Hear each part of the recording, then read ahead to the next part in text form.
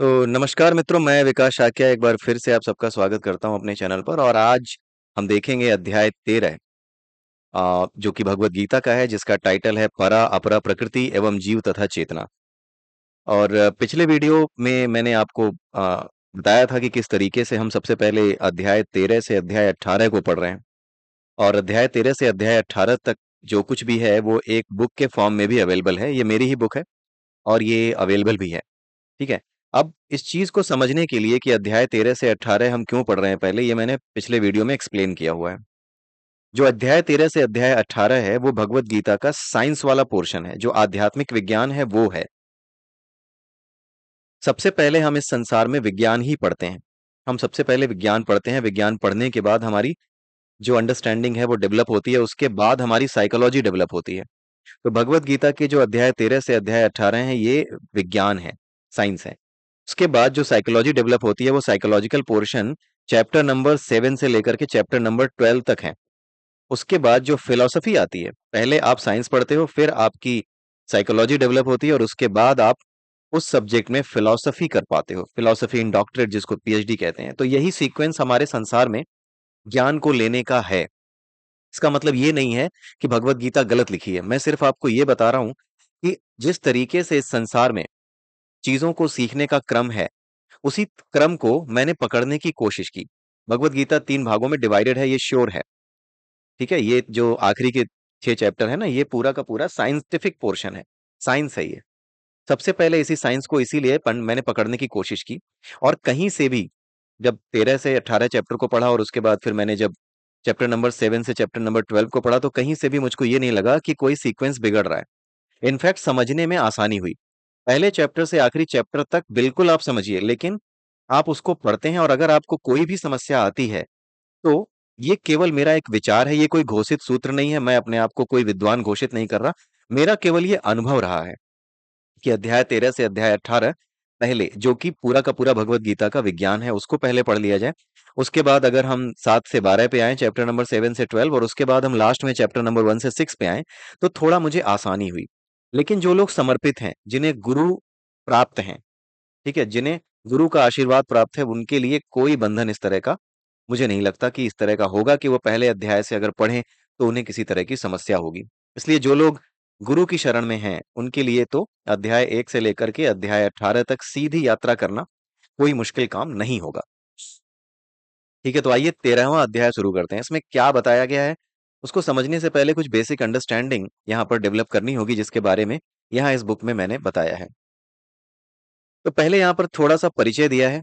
सामान्य पुरुष की सोच प्रकृति को लेकर के क्या होती है। ये हमारे साधारण अनुभव की बात है कि प्रकृति को सामान्य रूप से हम अपने पर्यावरण के रूप में लेते हैं, जिसमें प्राणवायु है, जिसकी वजह से हम जीवित रहते हैं। नदियां हैं जो जलापूर्ति करती हैं। मिट्टी है जिससे सभी आवश्यक पोषक तत्वों से युक्त खाद्यान्न हमें प्राप्त होता है। इसी प्रकृति के नुकसान की बात भी आजकल जोरों पर है, जो मनुष्य के कार्यकलापों की वजह से दूषित हो रही है। और इस दूषित होती प्रकृति को संसार अब बचाने के सारे प्रयास कर रहा है। किंतु प्रकृति की जो आध्यात्मिक परिभाषा है वह इससे कहीं अलग है। ये उपर्युक्त अवयवों को, यानी इन कंपोनेंट्स को तो खुद में शामिल करती ही है। इसके अतिरिक्त इसका विस्तार अनंत ब्रह्मांडों के रूप में होता है। प्रकृति के जो कंपोनेंट्स हम जानते हैं वो कंपोनेंट्स केवल हमारी पृथ्वी पर हमें भौतिक रूप में प्रभावित करते हैं। लेकिन इसके अतिरिक्त जो भी कंपोनेंट्स विज्ञान पता लगाता जा रहा है, उन्हें नित्य नए नाम देकर उनकी खोजबीन में लगा है। वो सभी कंपोनेंट्स जो हमें ज्ञात हैं और प्रत्यक्ष, डायरेक्ट या इनडायरेक्ट रूप से, परोक्ष रूप से हमें प्रभावित करते हैं, उनका अस्तित्व पदार्थ के रूप में हमें ज्ञात है। वो पदार्थ अणुओं और परमाणुओं से बने हैं, लेकिन हैं सब पदार्थ के कंपोनेंट ही। जब हम प्रकृति को संपूर्ण आध्यात्मिक धरातल पर परिभाषित करते हैं, तो ये प्रकृति कुल 2 बड़े भागों में बटी है। एक भाग को परा और दूसरे को अपरा कहते हैं। इन्हें 2 अर्धवृत्तों, यानी कि 2 सेमी सर्कल्स के रूप में समझा जा सकता है। ऊपर का अर्धवृत्त परा और नीचे के अर्धवृत्त को अपरा के रूप में समझिए। अगले पृष्ठ पर इसका एक चित्रात्मक विवरण है। यहाँ पर आप देख सकते हैं, यहाँ पर ऊपर परा है, नीचे अपरा है। ठीक है, इसको यहाँ पर दिखाया है मैंने। उपरोक्त चित्र में नीचे के अर्धवृत्त में दिखाई गई सृष्टि अपरा कहलाती है। ये केवल समझने के लिए ये डायग्राम बनाया गया है। ठीक है, केवल आपकी समझ को विकसित करने के लिए कि पूरी की पूरी प्रकृति जो है वो परा और अपरा 2 भागों में बटी हुई है। जो कुछ भी अपरा प्रकृति के अंतर्गत है वो 24 तत्वों से मिलकर के बना है। वो सब कुछ 24 तत्व जितने भी होते हैं वो अपरा में है। जिनकी व्याख्या इस अध्याय में की जाएगी और आने वाले अध्यायों में उसी को आधार बनाकर कई श्लोकों की व्याख्या समझने में आसानी होगी। इन 24 तत्वों के कारण ही इस अपरा प्रकृति में सकाम यानी इच्छा और वासना से युक्त कर्म उत्पन्न होते हैं। ये जो 24 एलिमेंट्स है ना, इन्हीं के आपस में जो रिएक्शन होते हैं, उस रिएक्शन से ही कर्म उत्पन्न होते हैं। इन 24 तत्वों का आपस का रिएक्शन ही कर्म को उत्पन्न करता है। शरीर के यही 24 तत्व प्रकृति के 3 गुणों से अभिक्रिया करके मनुष्य के माध्यम से अच्छे बुरे, धर्म अधर्म कहे जाने वाले कर्मों की प्रेरणा बनकर संसार में सकाम कर्म उत्पन्न करते हैं। और कई मनुष्यों और जीवों से बनी सृष्टि में इसी कारण उथल पुथल चलती ही रहती है। कोई भी परिस्थिति स्थायी नहीं रह पाती, क्योंकि ये सभी गुण युगों के अनुसार समय के आगे बढ़ने पर न्यूनाधिक मात्रा में परिवर्तित होते रहते हैं। ये जितने भी गुण हैं ना, ये सब के सब थोड़ी और ज्यादा मात्रा में लगातार परिवर्तित होते रहते हैं जैसे जैसे समय आगे बढ़ता है। ये जो समय का आगे बढ़ना है ना, इसका एक सर्किल है। इस सर्किल को समझने के लिए हमें युक्तेश्वर गिरिजी द्वारा जो मनुस्मृति के माध्यम से जो व्याख्या की गई है युगों की, उस युगों की मात्रा को समझना पड़ेगा कि कैसे जैसे जैसे समय आगे बढ़ता है, वैसे वैसे इन तत्वों का जो एक तरीके से मात्रात्मक अनुपात है, जो क्वांटिटेटिव एक रेशियो है, वो किस तरीके से बदलता रहता है। अतः संसार में जो लोग इन तत्वों और गुणों की अभिक्रिया से प्रभावित रहते हैं, वो सुख और दुख का निरंतर अनुभव करते रहते हैं। इन्हीं तत्वों और प्रकृति के 3 गुणों के पास से छूटने का उपाय है भगवत गीता। इन सभी तत्वों के पाश में यानी इन सभी तत्वों के जाल में हम फंसे हुए हैं। इसकी वजह से ही हम कर्म करते हैं, और ऐसे कर्म करते हैं जिसका फल या तो सुख होता है या दुख होता है। और अगर हमें इन तीनों गुणों के पास से, प्रकृति के 24 तत्व और 3 गुणों से, इसमें 3 गुण भी हैं इन 24 तत्वों में, जिसको सत, रज और तम कहते हैं। इन तीनों गुणों से अगर हम छूट जाएं, छूट जाने का मतलब ये नहीं कि संसार ही छूट जाएगा। छूट जाने का मतलब ये है कि जैसे कमल का पत्ता पानी में रह करके भी पानी से भीगता नहीं है, उसी प्रकार इन 24 तत्वों का जो असर हमारे शरीर पर अज्ञान के कारण पड़ता है, वो ज्ञान हो जाने पर हमारे ऊपर नहीं पड़ेगा। हम जीवित रहेंगे, ऐसा नहीं कि हम मर जाएंगे। हमें मुक्ति मिलने का मतलब ये नहीं है कि हम मर जाते हैं। मुक्ति मिलने का अर्थ है कि ये 24 तत्व हम पर असर नहीं डाल पाते, हम पर किसी प्रकार का असर नहीं डाल पाते। ठीक वैसे ही जैसे कि कमल के पत्ते पर जो पानी की बूंदें होती हैं, वो चिपक नहीं पाती, उसको गीला नहीं कर पाती। और इन्हीं 24 तत्वों से छूट करके रहने का, इनसे अलग रह करके इस संसार में कर्म करने का जो उपाय है, वो भगवत गीता है। ठीक है। और ये किस माध्यम से होता है? ज्ञान, भक्ति, ध्यान और कर्म योग के माध्यम से इन पासों से छूटा जाता है। बस यही उपाय भगवत गीता का सार है, ताकि मनुष्य शांति पूर्वक जीवन जीते हुए संसार और स्वयं का कल्याण कर सके। ईश्वर की इस पूरी सृष्टि में ऊपर के अर्धवृत्त में दिखाई गई सृष्टि परा सृष्टि कहलाती है। इसे परा सृष्टि कहते हैं। ये केवल समझने के लिए है कि आधी सृष्टि परा है और आधी सृष्टि अपरा है। अगले वीडियो में मैं आपको युक्तेश्वर गिरी जी के द्वारा जो सृष्टि के उत्पन्न होने की परा और अपरा की जो व्याख्या करने में जो आसानी होगी, उस कॉन्सेप्ट को मैं आपको बताऊंगा, सो दैट अगर आप इससे आगे बढ़ेंगे तो आपको चीजें थोड़ी आसान लगेंगी, समझने में आसानी होगी। अभी के लिए आज के इस वीडियो में आप इस चीज को बस केवल समझ लीजिए कि क्या बात यहाँ पर बताई जा रही है। आसान है, कोई बड़ी चीज नहीं है, लेकिन किस तरीके से आप इसको कनेक्ट करेंगे, साइंटिफिकली ये कैसे होता है, वो सारी व्याख्या श्री युक्तेश्वर गिरी जी ने की हुई है। और वो किताब जो श्री युक्तेश्वर गिरी जी की लिखी हुई है, वो किताब आज की नहीं है, वो 1893 में लिख दी गई थी, जब इलेक्ट्रॉन की खोज तक नहीं हुई थी। और उस किताब में उन्होंने इलेक्ट्रॉन, प्रोटॉन, इन चीजों के बारे में बात की है। प्रोटॉन के बारे में बात की है, धनात्मक कणों के बारे में बात की है। डायरेक्टली उन्होंने इलेक्ट्रॉन और प्रोटॉन लिखा नहीं है, उन्होंने धनात्मक कण और ऋणात्मक कण ऐसे लिखे हैं।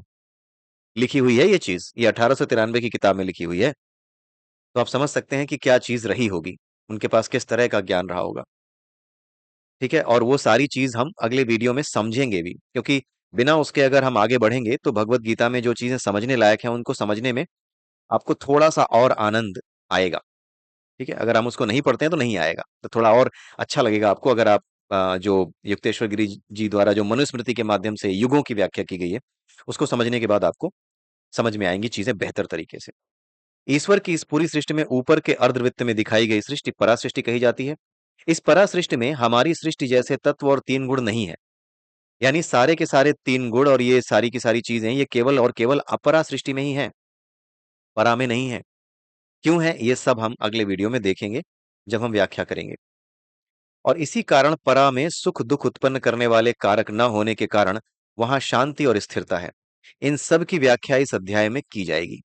परा ऊपर एवं अपरा नीचे होने की बृहद व्याख्या अध्याय 15 के पहले श्लोक में की गई है, जहां भगवान कृष्ण ने इस जगत को जिसमें हम रहते हैं उसे अश्वत्थ के उल्टे वृक्ष के समान बताया है, और इस जगत को वास्तविक वृक्ष का उल्टा प्रतिबिंब बताया है। प्रतिबिंब का मतलब क्या है? एक भ्रम, वास्तविकता नहीं। अर्थात यह जगत एक भ्रम है, और ये तो हमारे अनुभव में भी आना आसान है, क्योंकि यहाँ जो कुछ है वो न सदैव था और न सदैव रहेगा। हमारी मृत्यु के बाद मनुष्य अपनी विरासत को संजोता रहता है, लेकिन जिस दिन मनुष्य इस धरती से समाप्त हुआ उस दिन, निश्चित ही उस दिन के बाद से धीरे धीरे हर वस्तु का क्षय होना शुरू हो जाता है, और अंततः ये सभी वस्तुएं मिट्टी हो जाएंगी। अर्थात जो कुछ आज दिख रहा है वो नित्य नहीं है। यहाँ तक कि ये सूर्य, चंद्र, तारे, सभी नक्षत्र भी नित्य नहीं है। जो कुछ नित्य नहीं, उसी को भारतीय दर्शन में अनित्य और भ्रम कहा गया है। किंतु जो कुछ भी नित्य है वो सदैव एक रूप में रहे, जिसका कभी क्षय न हो, उसी को सनातन एवं नित्य कहा गया है। अर्थात सूर्य, चंद्र, तारे, सभी नक्षत्र जो दिखते हैं वो सब अनित्य होने के कारण भ्रम है, और ईश्वर की माया से ही सत्य जान पड़ते हैं, अन्य वस्तुओं की ही तरह। जो कुछ अनित्य है वही हमें दिख रहा है, तो फिर नित्य क्या है या सनातन क्या है? उत्तर है कि सनातन यानी नित्य इसी अनित्य के विस्तार के रूप में हमारे भीतर और बाहर हर तरफ व्याप्त है। इस बात को वापस पढ़िएगा। उत्तर यह है कि सनातन यानी नित्य इसी अनित्य के विस्तार के रूप में हमारे भीतर और बाहर हर जगह व्याप्त है। लेकिन अब प्रश्न उठता है कि भीतर और बाहर दोनों जगह कैसे? भीतर कहते किसे हैं और बाहर कहते किसे हैं? इसकी व्याख्या के लिए हमें इसी अध्याय के माध्यम से प्रकृति के 24 तत्वों से बने इस शरीर को समझना होगा।